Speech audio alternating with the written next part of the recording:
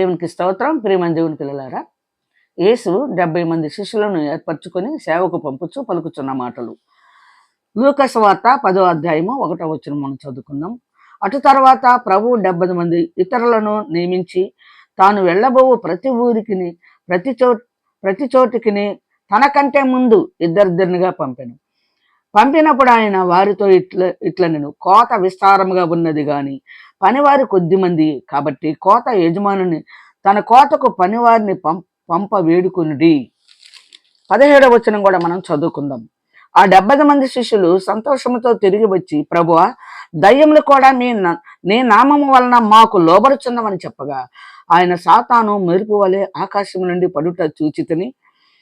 ఇదిగో, పాములను తేళ్లను త్రొక్కుటకును శత్రువు బలమంతటి మీద మీకు అధికారం అనుగ్రహించి ఉన్నాను. ఏది మీకెంత మాత్రము హాని చేయదు. అయినను దయ్యములు మీకు లోబడుచున్నవని సంతోషింపక మీ పేరులు పరలోకమందు వ్రాయబడి ఉన్నవని సంతోషించుడని వారితో చెప్పాను.